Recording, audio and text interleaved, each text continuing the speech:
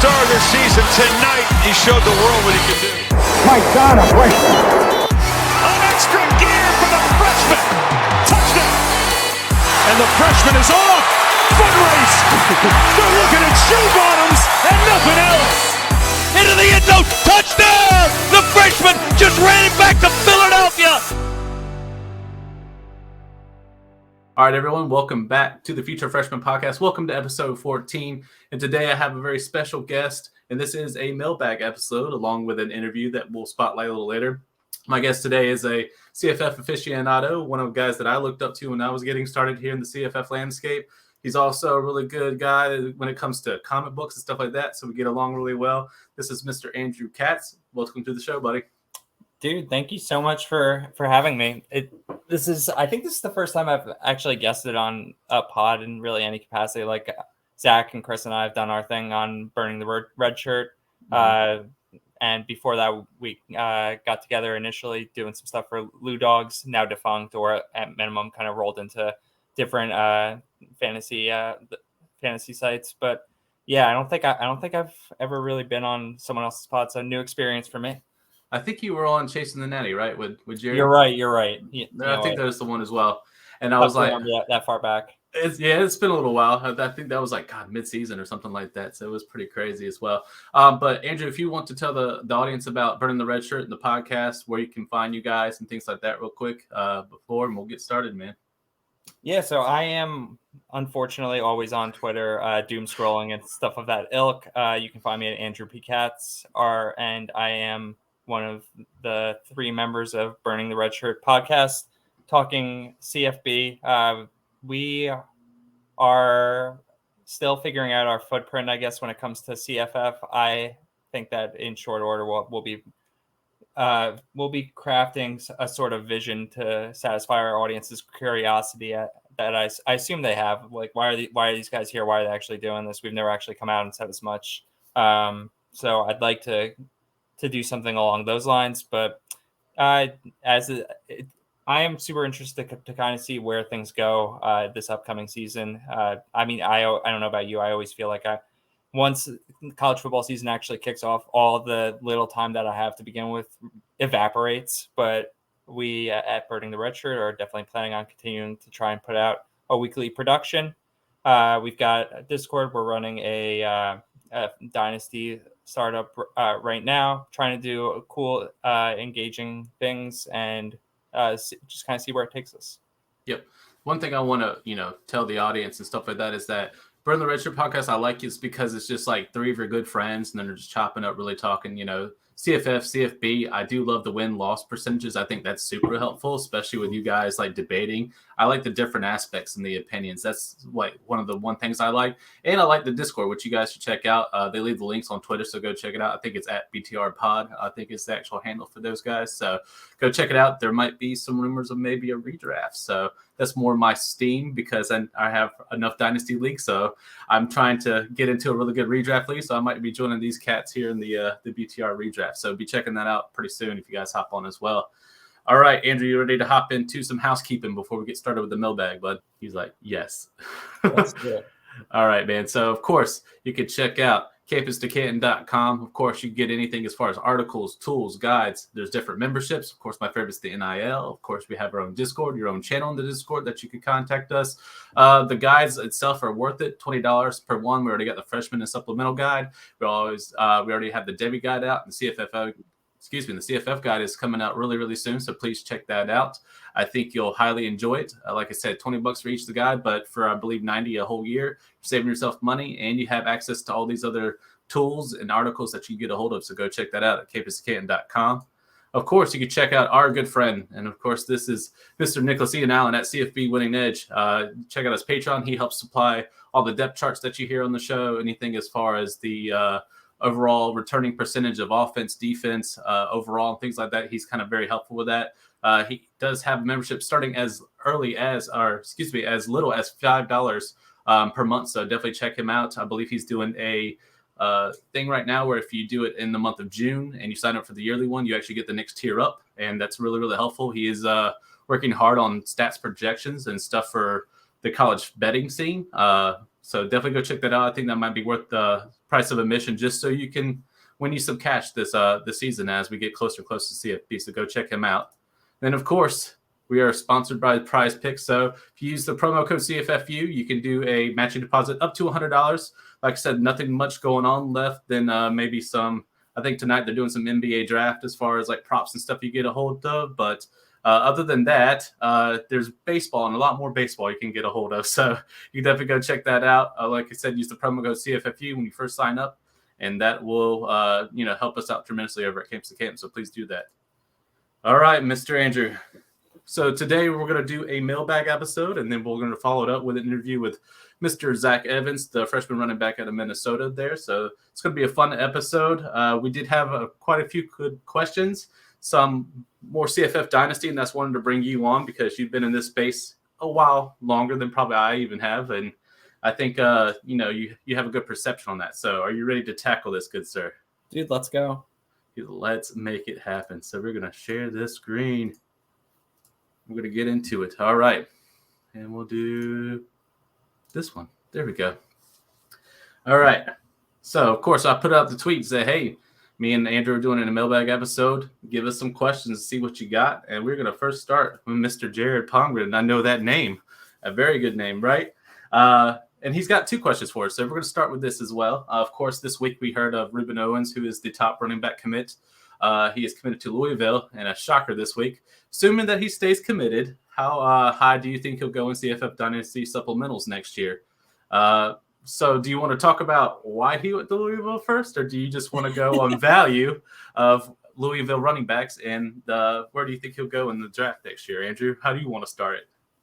I think we can't we just leave it as a magician never reveals his tricks? I like that. We don't have to talk about NIL. What is NIL?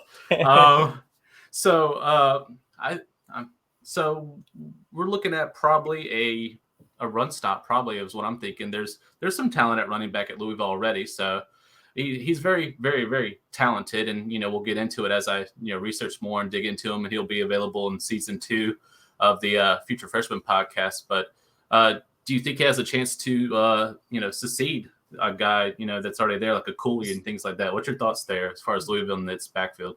So I think there's two ways to think about this question. One is a lot less fun than the other one.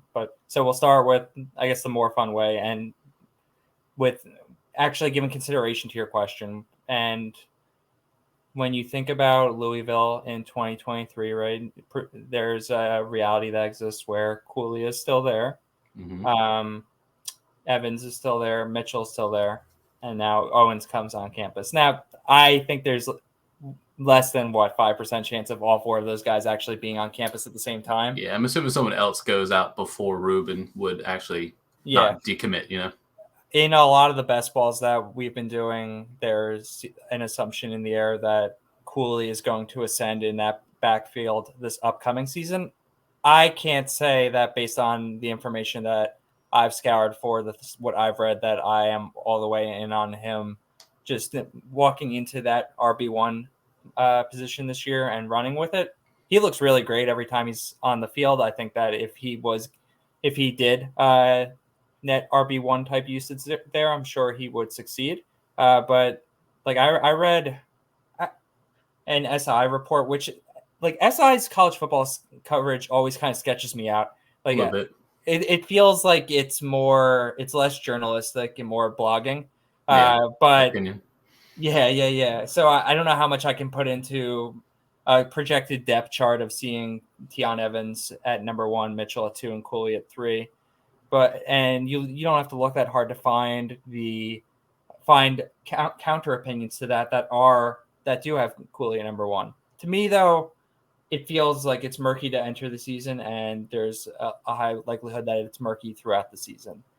So assuming things do play out that way, I think that sets up pretty nice for Owens coming into 2023, right? That if we don't see someone kind of step up and just blow everyone else out of the water, that he walks on campus and he, of course, is going to be given every opportunity to succeed there, right? I forget the exact stats in terms of where he kind of stands recruiting wise outside of he's got all 5 stars, right? And he's Right. the number 2 running back recruit presently. 2 or 1, they always switch, kind of depending on which composite you have. I try to look at more. This is for everyone else, but On3 is doing a really good job about taking all the different composites, but they don't weigh it with an extra percentage on theirs. They do it all equally at 25%. So if you got 4 websites, right, they do everything at 25%. So it makes a more consensus star, stuff like that. So that's where Ruben jumps up to like number 1 as far as overall consensus between the 4 recruiting websites. But he's right on up there. He's got the talent, but also with the magician with the rabbit and the thing, the bag of money there, that also leads me to believe that he'd have every chance to try to start as long as he can outperform. I'm worried more about like Mitchell kind of getting in the way. He's kind of the guy that it's spring game, so you can't really read into the spring game per se, but I think like Mitchell's trying to make the comeback, or at least try to there. I don't know if he's trying to perform and transfer, which at this point, I think it's hard to now. At this point, you have to do the whole writing the NCAA and things like that, so it's a little bit harder. But I think Mitchell and Cooley could get in the way. I don't really see Evans really sticking around. I mean, I guess he went there just for the hopes of it, but it just seems really muddy, really murky out there in Louisville as well. What do you think the chances are that he actually makes it to Louisville, though? Like, do you think he flips? Ruben? Maybe it could be whoever's got the big flag, who's got the blank check. You know what I mean? Like, so it really just kind of comes down to that. But presuming he continues to be a top 1, top 2 RB recruit, like he's going to continue to get reached out by the programs that every recruit dreams of being recruited by, right? Exactly. I don't know. There's no shame. I'm like, what is it? Novosad, who's already committed to Baylor, and Ohio State's doing Ohio State things, and it's like, hey, you should come play for us. Here's some money. And Novosad's like, but I want to start though.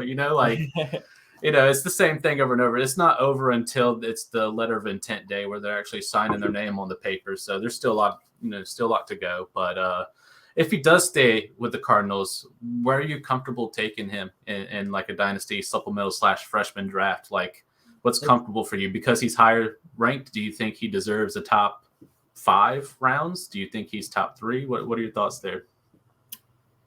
So when we say supplemental, we are kind of like in our Blue Bloods dynasty where we have supplemental and freshmen. Where would you? I mean, he has to be a first round pick, right? It's just a question of where he goes in round 1.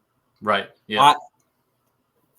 I think in terms of like optimal situations, there's like the Travion situation last year, where you've got an amazing offense and an amazing program, and just not really much going on at that position. And he's just like, he is not just a 5-star, he's the 5-star. So like that's the dream scenario. But then you also have the scenarios, right, where we're talking about like top recruit going to a top program, but there's a lot of talent in front of him. And I think you can make an argument that Owen's situation going to Louisville is on par, or perhaps even better than that, going to an awesome system for a running back. Like Satterfield just produces these 1,000+ yard backs, and that situation potentially is looking pretty murky at the running back position. So I think it's pretty close to an optimal situation, assuming he nets out at Louisville. Also, I think they're losing Cunningham after this year too. So then, there's question at quarterback that also probably leans on the running back position and more since they're more run heavy. So I think he's worth the first, if not anything, maybe right now a late first. If he decommits and goes somewhere even better, I'm at top 3 picks. We're looking at a Nick Singleton type situation. But for now, I'd say probably between 105 to 112, 114, kind of where how many teams that you got on there as well. So great question. And of course, he had another one for us, and I think this one's pretty interesting. He says, you both have the power to change one recruit's destination school from the 2022 class. Which recruit do you change, and what school do you send them to? Do you want to start this one off, or do you want me to start off with one? No, you go for it, dude. I would like Le'Veon Moss to not go to Texas A&M. Like, he's great. He's got a back there, but it's a change to own. I get it. LJ Johnson's in 1 year, so it still might be a decent situation. But it was nice because I was able to grab him a little bit later rounds. I think he was like round 9 or round 10 for me when I was able to scoop him up. So that helped as far as bringing the value down a little bit. But had he gone to a more like ACC needed team, possibly, an AAC, one of these Big 12 teams or something like that, I think he probably would have probably been the star guy. He would have the chance to start from the spring if he got in early and stuff like that. I do know A&M is Jimbo's trying to change with the whole, once again, rabbit out of the hat, the then ideal. He's trying to get his freshmen on there faster because they're paying them the optimal amount. Everyone at A&M and all the alums want to see it. So you see Evan Stewart out there. Chris Marshall will be in the summer. So I think you'll see Moss at times, but I just don't think he's going to be very high year one production. He's more looking at as like a sophomore to really come into a Spiller type role. What's your thoughts there, and what would be your pick to move over? So I was thinking about taking Moss around when he went in our supplemental that we're doing right now, and right. I don't know that much about him as a recruit, but this Texas A&M situation feels pretty solid, right? I mean, right. I assume I'm murdering his name when I pronounce it as A-Chain. Maybe that's actually correct. That's what I call it. Yeah. But I mean, he hasn't shown any real ability to take on a meaningful or near full workload. And then there's all these questions surrounding LJ Johnson, right? Right. He's shown absolutely nothing. So that situation, when I was trying to just think about ways that Moss can succeed, it felt pretty good. Mm-hmm. Yeah, I mean, it was pretty good. He's kind of like this year's version of what Ruben Owens is next year. Like he's very high up the RB rank. I believe he was 5-star, if not dropped to 4. He's still very highly rated. Of course, this year was more wide receiver, really, really good recruits, whereas next year's like the QB class is probably the most touted one and stuff like that. But out of the running backs this year, he's very, very high up there. It's just people are like, I don't want to wait. So now his value, yeah. I was also going to pick an Aggie. I was gonna send Evan Stewart to Tennessee. Ooh. Yes, please. Yes, please. No offense to your boy Chris K and the Brew McCoy love, but I feel like Evan Stewart would probably be a day one guy. He'd definitely get Tillman a run for his money for sure. I mean, Tillman wouldn't necessarily be the distinguished wide receiver one and stuff like that. And I know they got Hyatt. Was it Hyatt? Yeah, it's Hyatt that's there.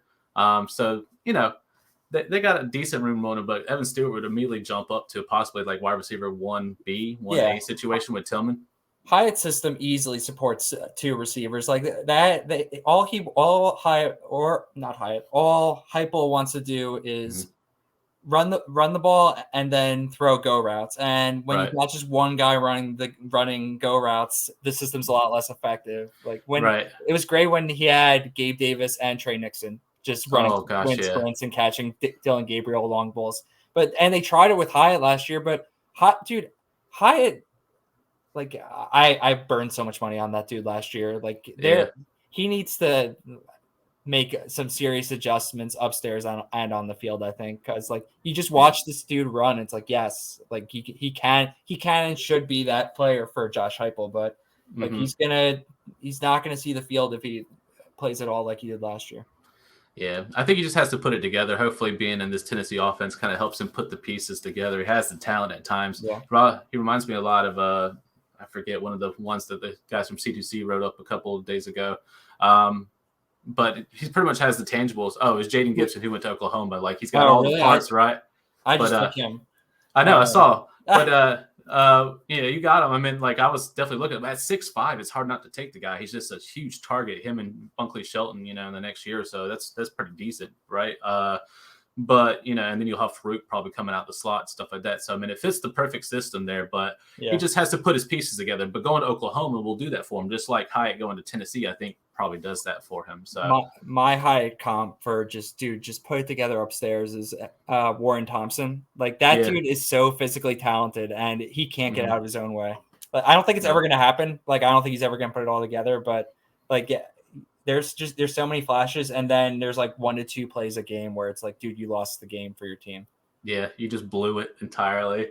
Some will just get it together. Some take a few years. Some get it within 3 plays. I mean, it really just kind of depends on the mindset and the coaching staff and stuff like that. But definitely like Stewart to Tennessee. That he would definitely probably win maybe even higher than Burton this year at this point. But Burton wasn't all over the field being used as like an army knife. Then you definitely probably would see Evan Stewart, because he's still ranked right up there. Like I think he went first round a few picks later in our draft. So I mean, he's still coveted at A&M, but Tennessee would have probably pushed him to the top wide receiver for sure. All right. Thank you, Mr. Jared, for both of those. Those are very good questions. Now we get our buddy, Mr. Corey Cavender. And of course, he's like, well, and this one's good because this one's thought-provoking. And this one all depends on who you are as like, as you know, whether it's you're just someone that's playing or an analyst or whatever you want to call yourself, basically, or whatever. But what's a more hypothetical valuable asset in Dynasty? So there's player A, who's the 4-year guy. He's a contributor. He ranks usually in the top 20 to 30 range at his position each year.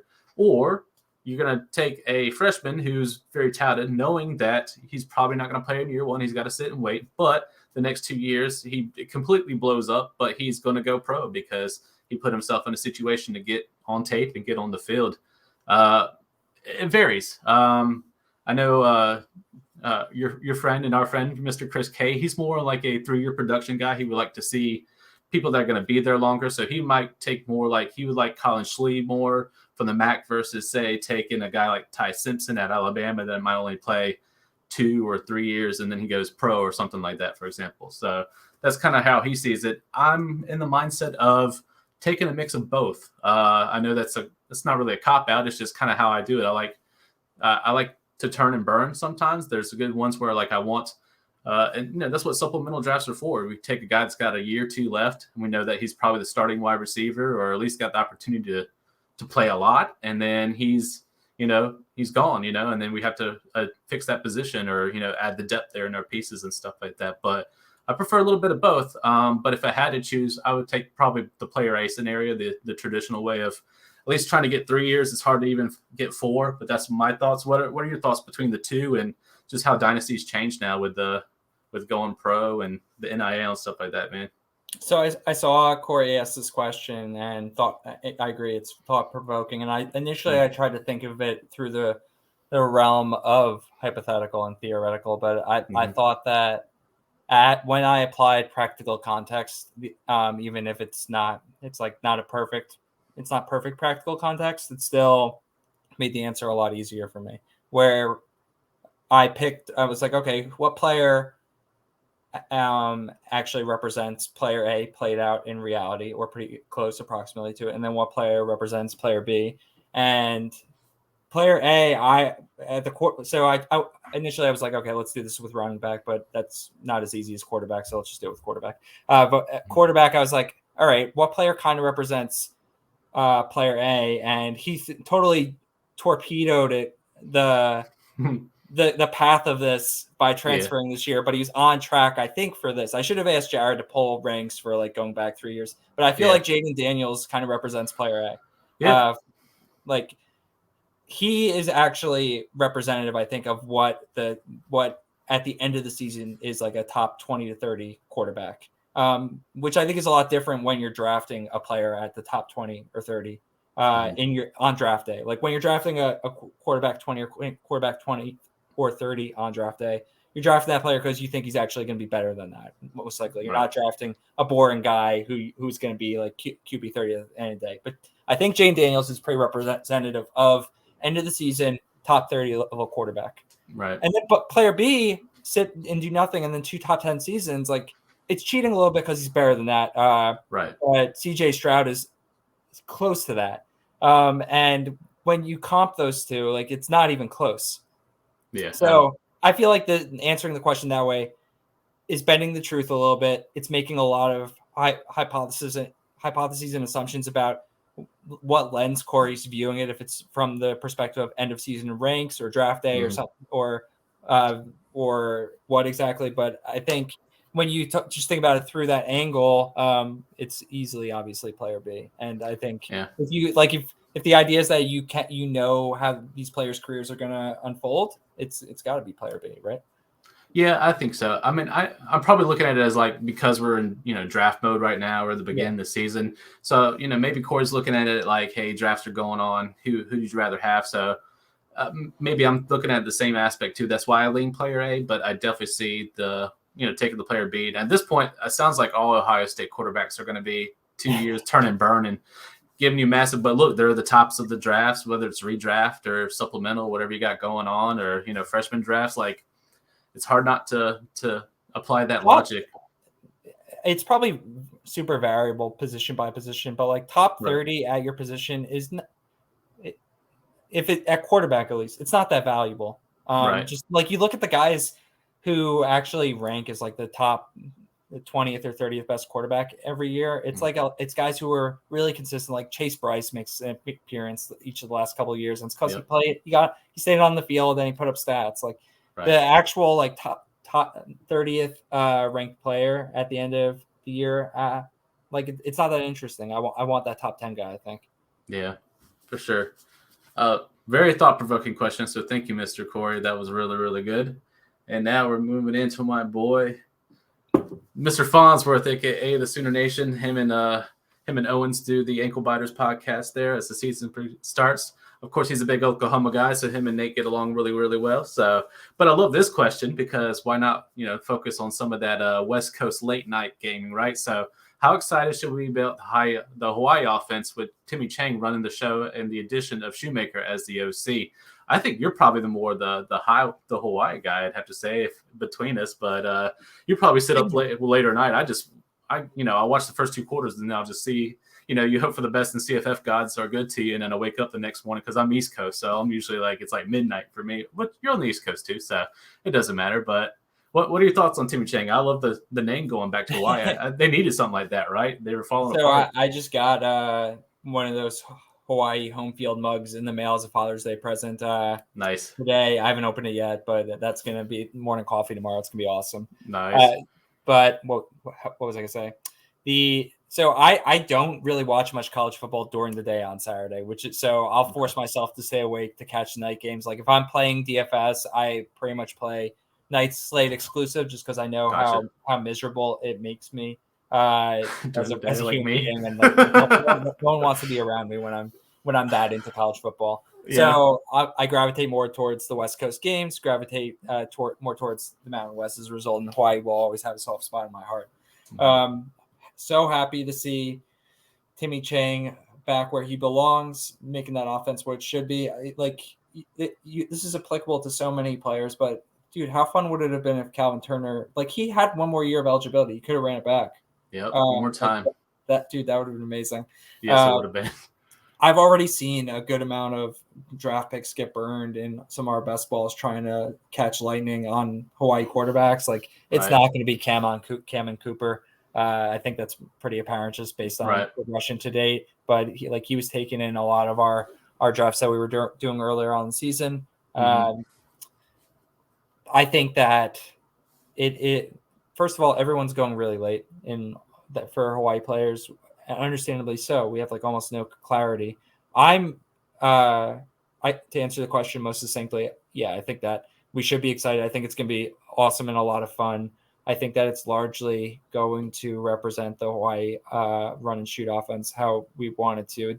I would assume there are a little more in the way of wrinkles coming, given that it's not just Timmy Chang solo piloting it. I'm interested in Joe Yellen going there. I've seen the hypothesis that it's going to be Schrager. I don't know if I buy into that personally. I thought Yellen showed potential when he was at Arizona State, and it seemed like it was weird circumstance. I forget what it was. He didn't play in the bowl game last year at Pitt for I don't know if he had COVID or something, but I forget. I had the assumption that he would be the guy when Pickett bowed out and decided not to play, but clearly that didn't happen. But I don't know, when Jane Daniels missed a game or two, Yellen was they came in the same draft class, right? And they were both 4-stars, I think. Yeah, it's pretty much they just double stacked, and then Daniels got the start, right? Yeah.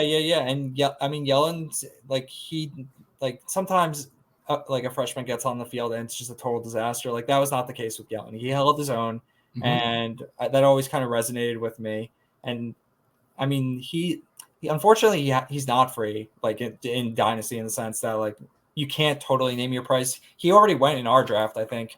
I was playing outside game at some point, But I mean, he's still extremely affordable. He's not. You don't have to pay any really tangible price on him. But he's definitely someone that I've got interest in leading up to season. Their wide receivers are, of course, going to be. They're gonna benefit a ton if the offense clicks. But yeah. As far as dynasty, it's like I guess you have to take your shot on the wide receiver of choice that you think is gonna, off of what little stuff that we get. But redraft wise, man, the waiver wire is going to be hot, man, because of once one of these guys breaks out, and Timmy Chang embodies Hawaii, like he's the ideal fit. He's the alum, right? Yep. So, and from what I hear from Shoemaker, I don't think he's going to change up very much of those variables whatsoever. I think he's going to kind of go in what Chang kind of is envisioning, but and then of course they lost Eddie Hunter. He went to Liberty, so we're going to have to see a new emergence of running back. But once those guys actually start hitting, if you're not in dynasty, if you're in redraft, that's where the waiver wire would, what I would recommend is just keep an eye out. So as soon as one of those hits in week 1, or you see like 2 weeks of the same production, and we're starting to get these guys, snag them, man, and throw some fab on them for sure, man. It's going to be a pretty lightning fast offense, man. I'm excited for Hawaii to return more to form. Well, what's interesting too is they play a week 0 game as they do every year, right? So depending on your league structure, waivers might run, or it might just be free agency while those games are going on if your league doesn't start till week 1. So there's opportunity to, you can take a receiver at the back end of the draft. I think Zion Bones is the guy who's going off earliest in our drafts right now. There's a guy whose name is really long and I can't pronounce it, who broke out all over the place in the spring game, who has got to be on radars as well. But that it's an offense that can support at least 2 receivers, just kind of variable based on how effective things go in year 1. And I think that when you're trying to think about how you want to allocate time, resources early on in the season, like just carve out a few minutes to see what's good with Hawaii. Yep, definitely check it out. Hopefully we'll get a tad more nuggets of information. I know it's like, searching for shark teeth and whatever, but it is what it is. We'll hopefully we can get some nuggets before the season starts so we can make a better decision. But great question for Mr. Farnsworth. Now JD comes in with some sweet sarcasm. And so and he said, why is no one talking about Utah illegally cloning Zach Moss and naming him Jalen Glover? That was a sting probably towards Nate. Seems like a slippery slope allowing clones in CFP. Well said, JD. I don't think there's actually cloning going on in Utah. I don't know. It's in Utah, so that could be questionable. There's sectors of Utah that are a little different. But Jalen Glover does not fit that Utah mold, and I think that's what he's kind of getting at. What's your thoughts of a smaller Jalen Glover coming to a scheme like Tavian Thomas has come from, Zach Moss, the Devontae Booker that was there ahead of time. What's your thoughts on Glover coming as the freshman to possibly take over once Thomas heads to the NFL or graduates? Is that how you take it? I take that question as saying, like, looking at the proportions of Zach Moss and Glover and seeing kind of a carbon copy of the two. Yeah, maybe. Glover is 5'7", 211, right? I forget what Moss is I say forget, but I actually never knew what Moss's height and weight were. But I had Moss as a freshman, and I watched this dude get back-to-back goal line carries in one game. And the third one, he just gets hit the line, falls down, and looks like he's never going to get back up again. And I'm like, that's it. I'm out on this guy. Like, I can't do this. And then he goes on to be like the most prolific back ever. He just learned the hard way at Utah. Yeah. I don't know. Maybe Glover's because he looks more like a little smaller bowling ball, so, just smaller in stature, but he's got low pad level. I mean, he can go through the holes very quickly, stuff like that. Glover's got it. There's a reason why Utah took him, but I don't know if he was, I was trying to get where JD's actually like, why are they just copy and pasting Zach Moss, or if he really is taking a little jab at the height or something. Maybe he'll give us a little recap after the show and maybe tell us. But Utah's definitely got a great running back factory, and it's definitely gold for CFF. You can grab the guy that hits on him for sure. Yeah. Do you see Glover kind of starting up after Thomas? Or do you think he just joins the crowded backups behind him? No, I was down to try and grab Glover in our league, and he went up high. The mock draft that you guys did on the pod sold me on him, and then I looked into it a little more, and I'm like, all right, I'm pretty sold. Just like don't mess with my Tavion Thomas Don't miss my shares shares this year. yeah, I need next year, Thomas. Jalen. I need Thomas to do his thing this year. Yeah. But what was interesting, I think, this is something for me to learn from. There, like, I forget who said it there, but there's so little actual content on supplemental drafts in our space. So you latch onto what you can, and what I latched onto was basically your pod, and then a mock that Greg Debbie Warehouse ran.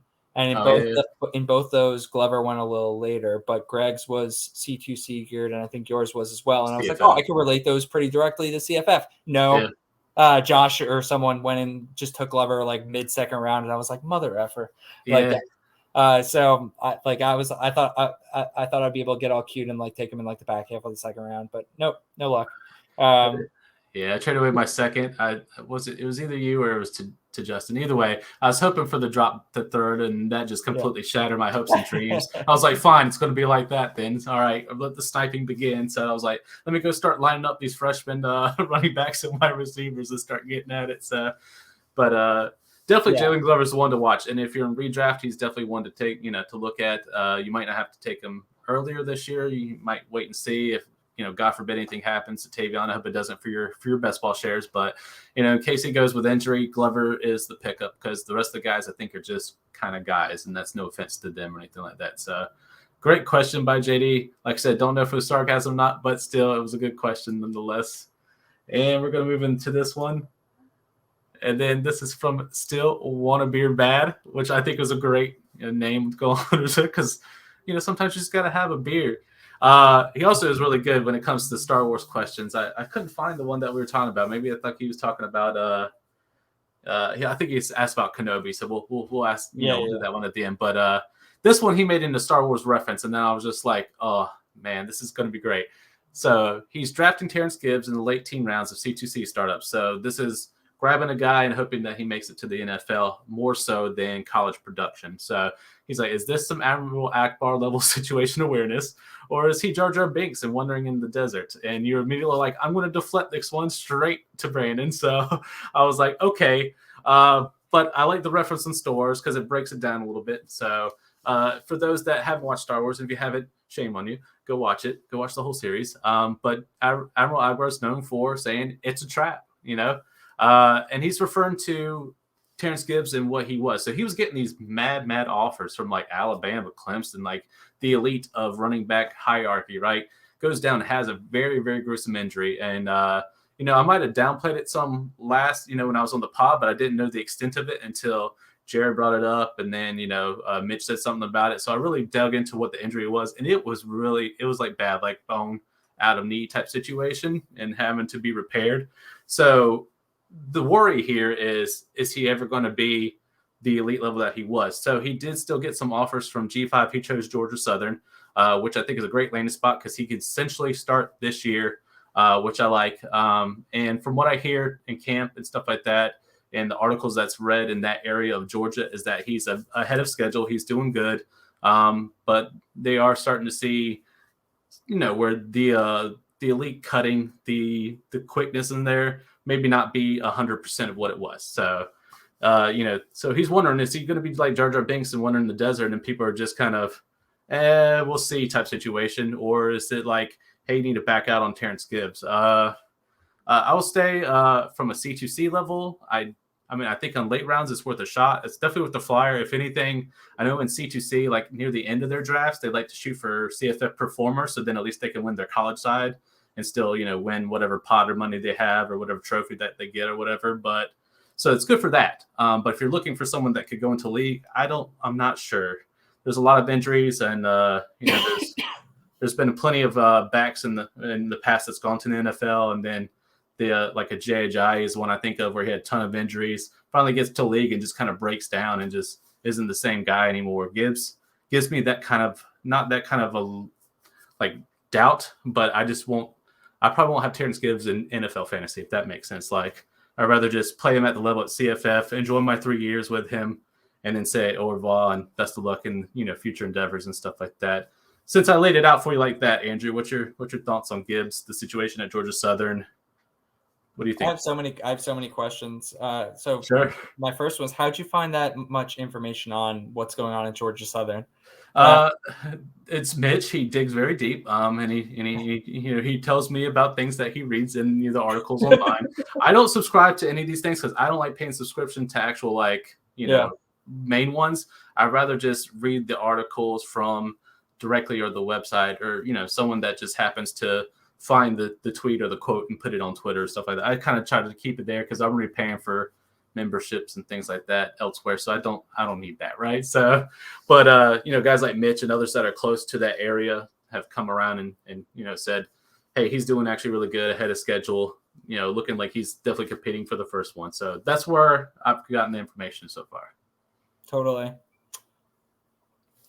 I just grabbed them in our CFF supplemental, and Yeah, I didn't even know that he ripped his knee to shreds. I saw you're trying to beat me to the punch. Recruiting ranking, and I was, a lot of times I feel like you see got ESPN 300 recruits like they sign with the G5 school, and we think like I interpreted it initially without knowing about the leg injury that was potentially the Admiral Akbar reference. It's like, oh, this looks so good. This ESPN 300 recruit going to a G5, like, is it a trap? Perhaps.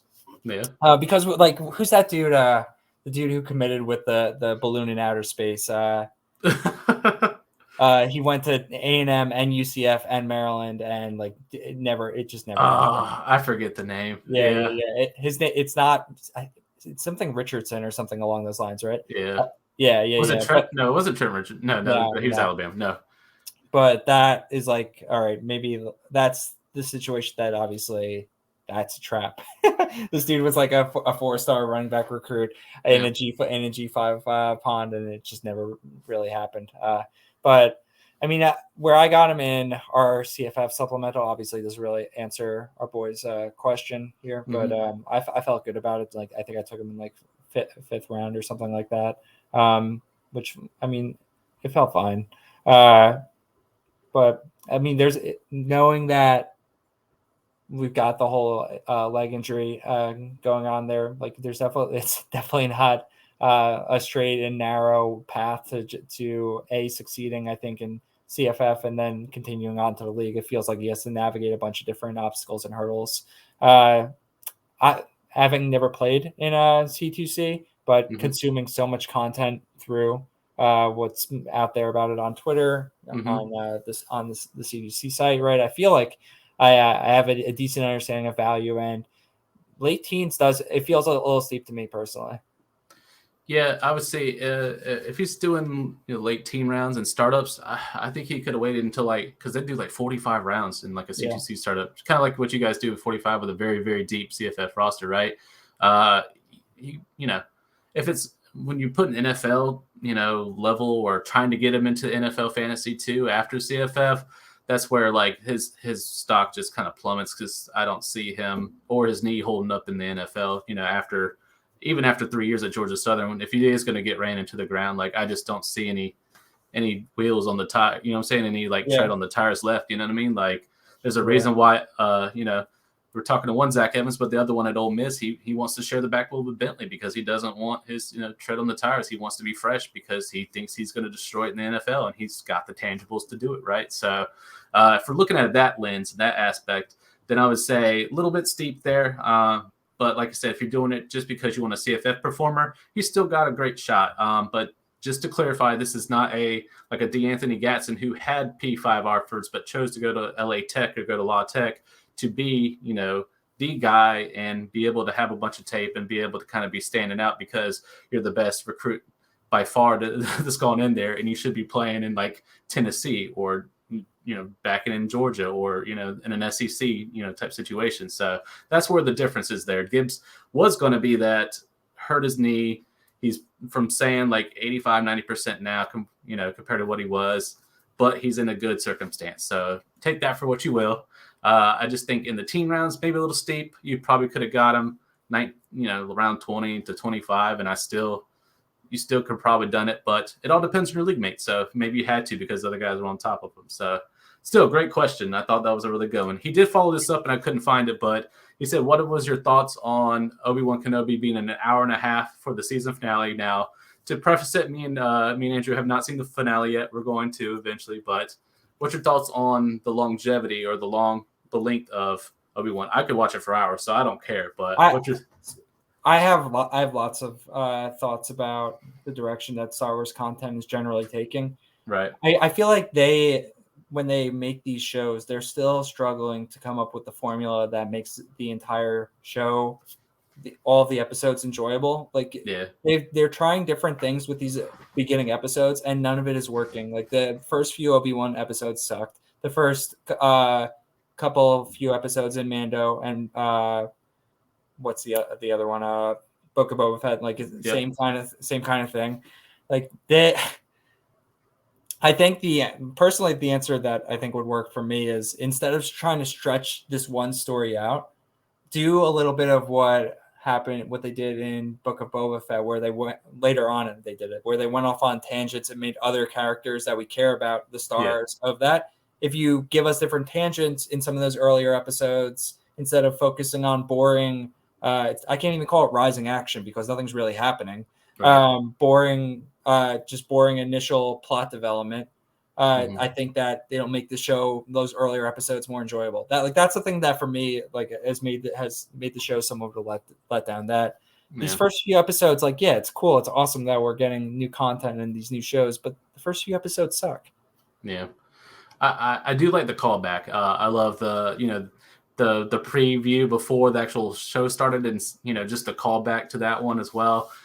I don't, back then they got criticized but the early episodes, the ones that came after the original Star Wars ones, after a while, now they're considered classics, and it's cool to look at, a guy like Liam Neeson, who was there, from the get-go, and he got so much slack, and now he's, very highly praised, and you got to see the the Anakin Skywalker story arc. And yes, that back then, cool, I get it, Anakin back then was whiny, and poor Hayden Christensen got so much slack for trying to make Anakin pretty much like a crybaby, but back comparing now to then and how he became Vader, it's just so cool to see that kind of wrapped up and kind of get it to the point to where, near the end, from what I hear, they do a little Luke Skywalker action. We'll see. I haven't seen it yet, but from what I hear, they tie it all in and start it to where the episodes would kind of start from there. So it's just cool to see that space where we're like, what happened with Obi-Wan? You know what I'm saying? That's probably where I come at, just more of it there. But yeah, both Star Wars and, we can bring up Marvel for a second, but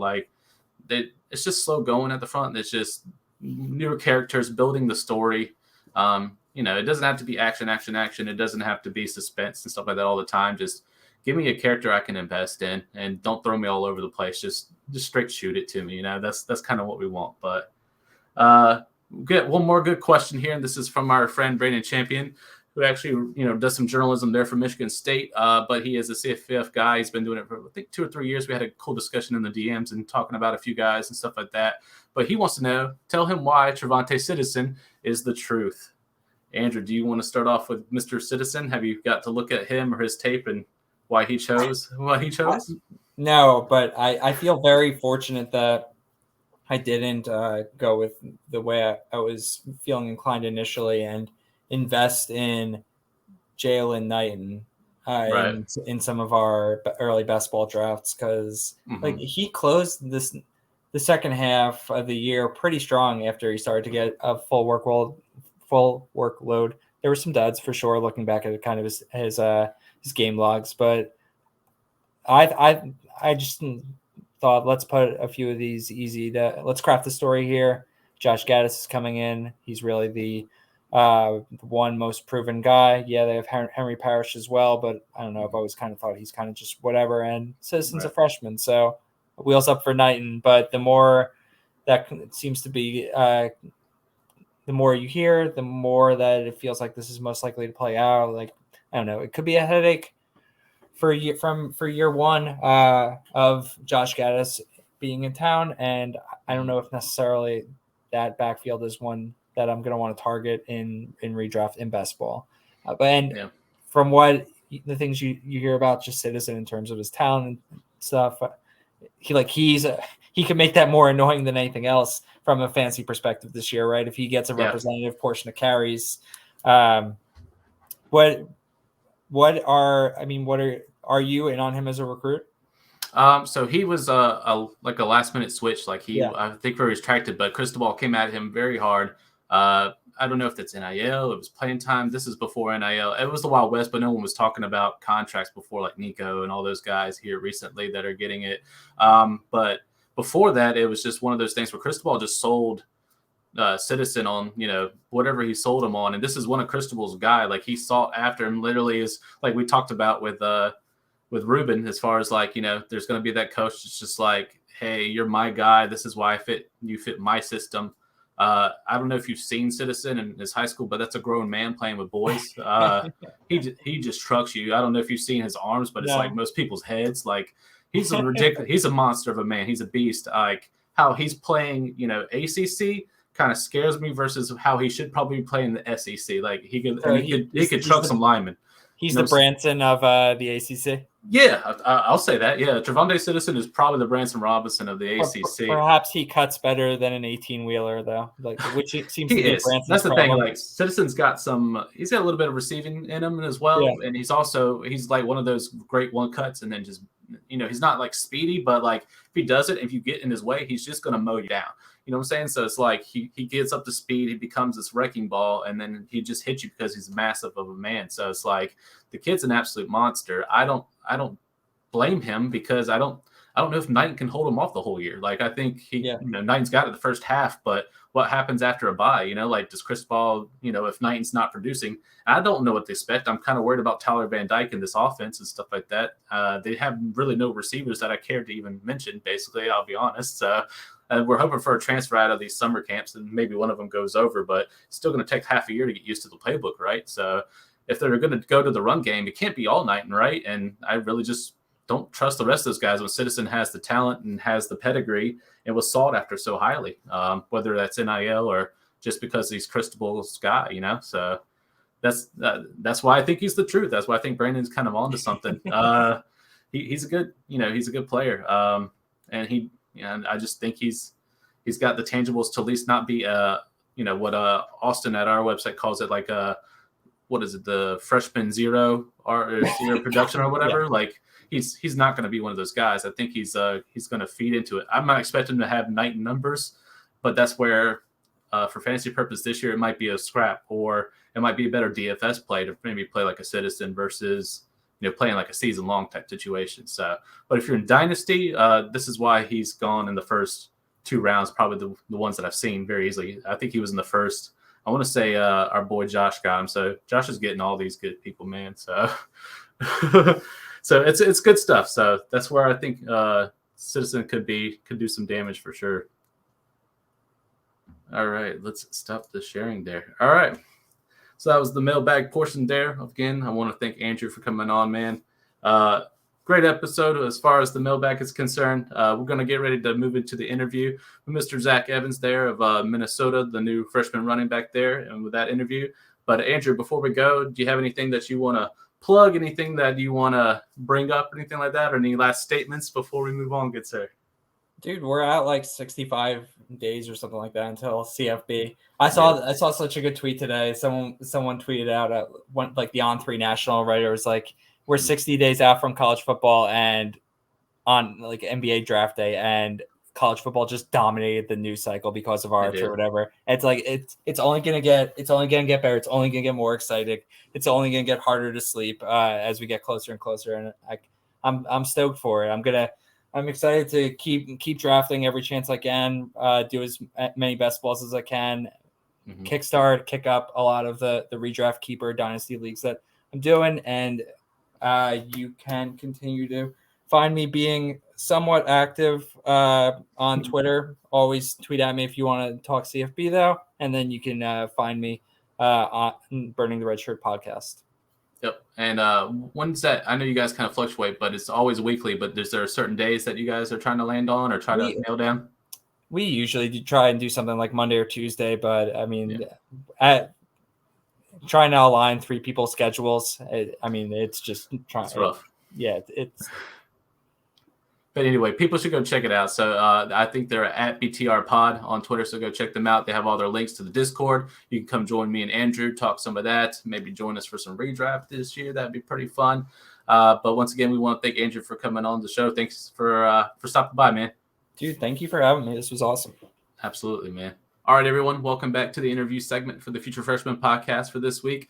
I am joined by freshman running back, Mr. Zach Evans of Minnesota University. How are we doing today, Zach? Doing great, doing elite action. Nice, man. It's a pleasure to have you on, and I appreciate you taking the time out to talk to us today, man. Yes, absolutely, man. So just go along with some stats, man, that looked up, like over 3,900 yards, rushing 47 touchdowns. Senior year, absolutely smashed it, man. 26 touchdowns and 2 with the receiving, man. So you got busy for sure as well. I know you come from Rockwell Heath there in Heath, Texas. So I believe that's 30 minutes east of Dallas or so? Yeah, about 30 minutes east. Okay.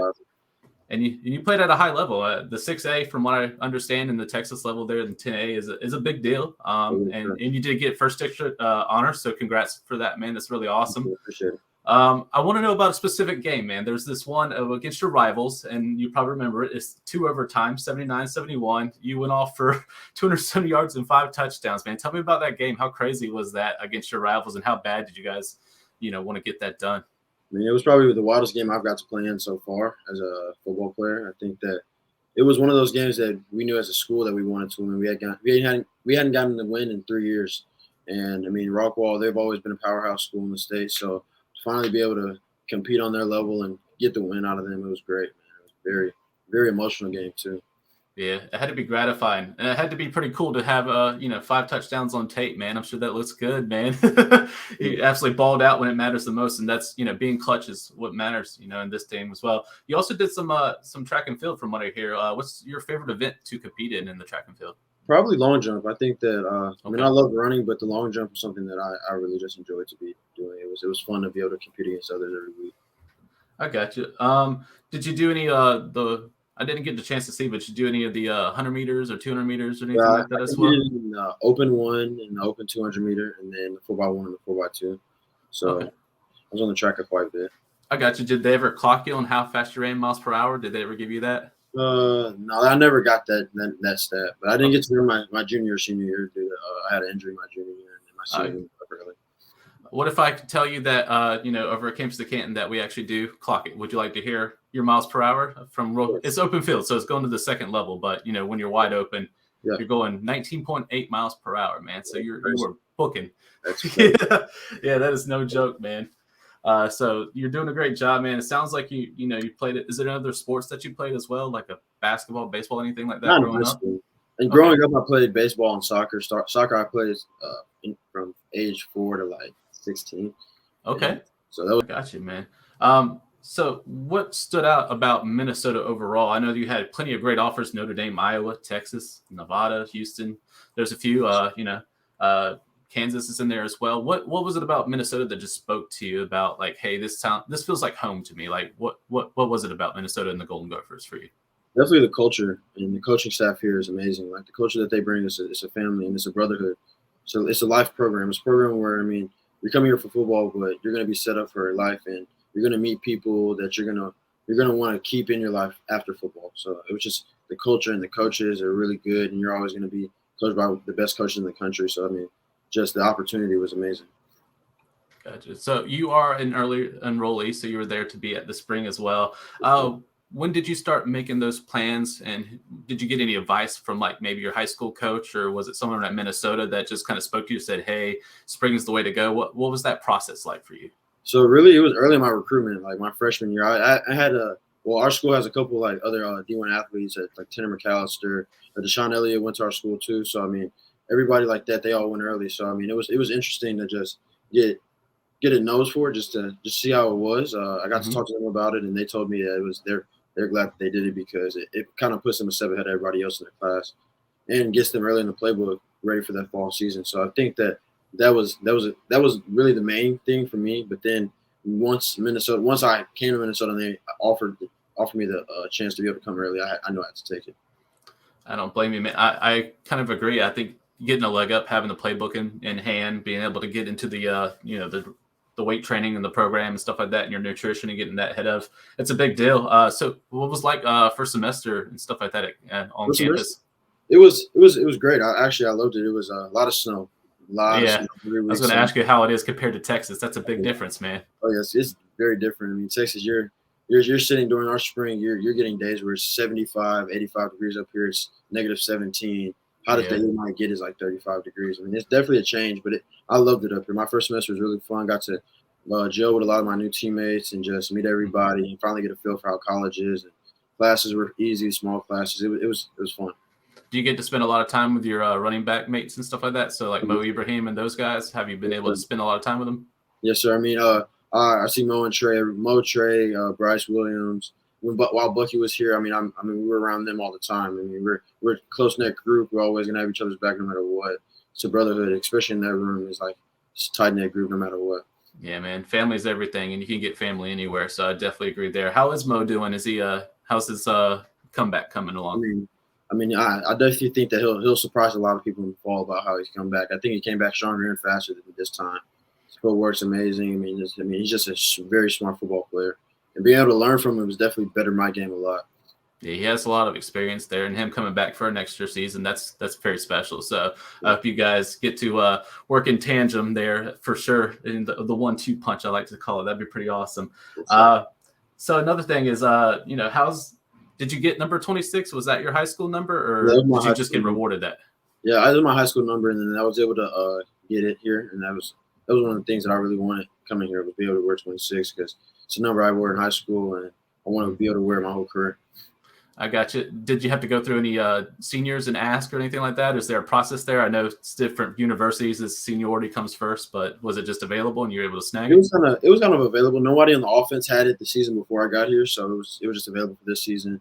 And coming in, I kind of made it a focal point. Coach Fleck that I want to wear 26, and he was like, "Man, we'll save it for you." So when we got up here during the spring, it was just my number, and everybody knew it, so it was good. That's perfect, man. That is awesome. Yeah. So what do you feel like is your main strength being a running back in the time that you played in high school, moving into Minnesota? What do you think is your calling card, and why Minnesota chose you? What's your thing? I think here as a team, we're a blue collar football team. Like, we're not going to get the 5 stars or 4 stars. We want kids that work hard. So I think me being a hard worker, and then on the field, just my vision and my presence, you're always gonna feel me no matter what. Like, if I'm on special teams, I'm gonna make myself known. If I'm a running back, receiver, it doesn't matter. I'm always going to try to be a highlight on the field. So I think that's something that brought me here. Absolutely, man. That's really cool. So what's something that you think you can improve on here coming into your freshman year, coming up from high school? It's a different level of play. What are you focusing on? I really just my body and my nutrition, just trying to start eating right, shape my body to be a Big Ten running back, things like that. Just because, I mean, it's a workload. Definitely here at Minnesota, we run the ball.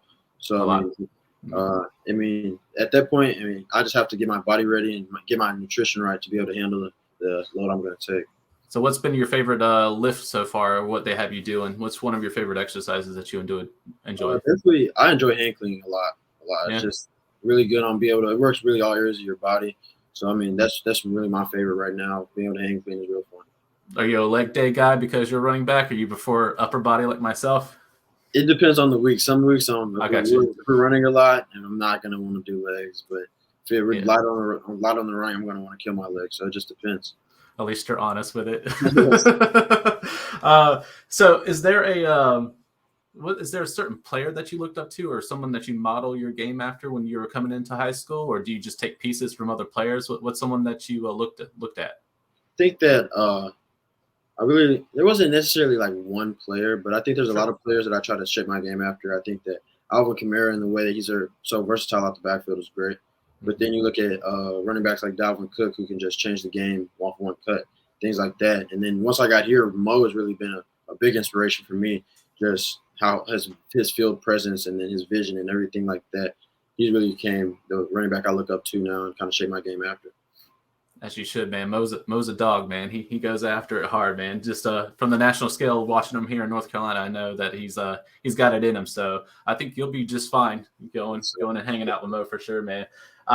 So is there a certain song or anything like that you listen to? Any artists that you dig before you get hyped for a game or anything like that? I like Future. Future, he likes he turns me up, man. Gets me ready for any game. Doesn't matter who I'm playing. If I turn them on, I'm ready.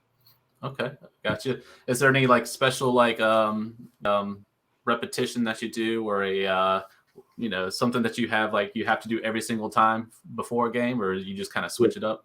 Kind of just go to the end zone and take a second. I pray. I pray every time. There you go. Just talk to God. Let him put myself with him, and just try to say, let's go attack this day through him and me. So I think that every game and every practice, I felt like times where if I have forgot it, I have an off day or I'm not feeling myself, things like that. But when I do, it's just I'm locked in and I'm ready to go.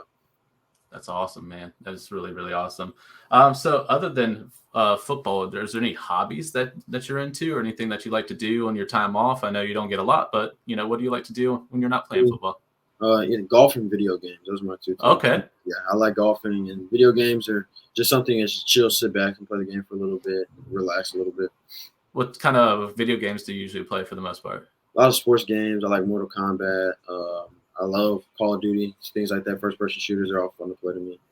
When the new NCAA comes out, are you gonna play? You're gonna play yourself? Definitely. As you should, man. Gophers got to. Yeah, for real. How about golf, man? Like, what do you shoot usually? What is your favorite part of it? I like driving. I'm just getting out on a tee and just hitting it as far as I can.